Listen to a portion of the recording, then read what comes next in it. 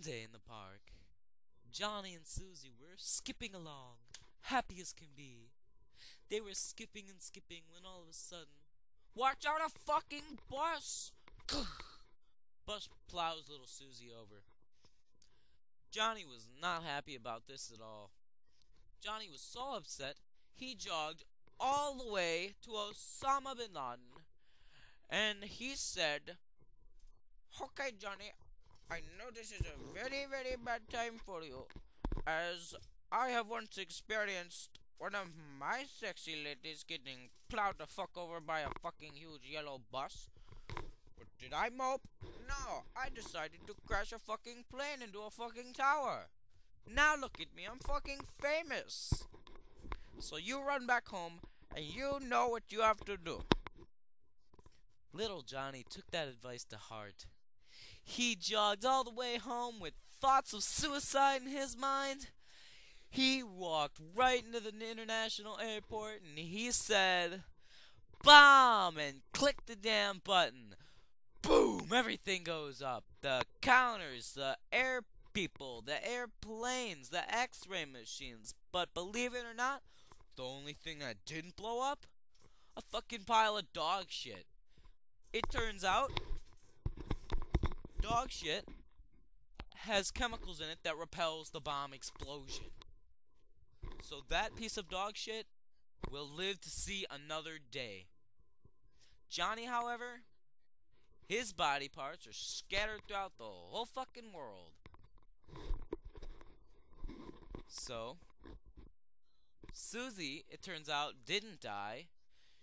She fell down the sewer right before the bus hit her, giving the illusion that indeed she got smacked. So, she lived down in the sewer for 5 years. 5 long years, where she met up with a very, very sexy camel who she rode on his very sexy hump all the way down the sewers, where she mutated into an ugly fuck that is just so ugly. She actually fused with the fucking camel, and she actually became part of the fucking camel's hump. So the camel got sick of being down in that fucking sewer, don't blame him, shot himself up out of the sewer, caused fucking havoc all throughout the Cleveland area. It was on the news, cameras were everywhere, and all of a sudden, a big freaking nuke bomb comes down and smacks Susie right in the head. Boom, boom, boom, boom. It blows up the camel, but it turns out Susie had a pile of dog shit on her head, so she didn't blow up. Just the camel did. So then, she diffused from the camel's hump, crawled away, knocked on her door, said, "Mommy, I'm home."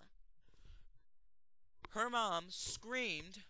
Her husband Larry came out with the golf club, beat her ass in the face, took his 12-gauge shotgun, popped her one right in the eye, put her in a bag, and threw her in her dumpster.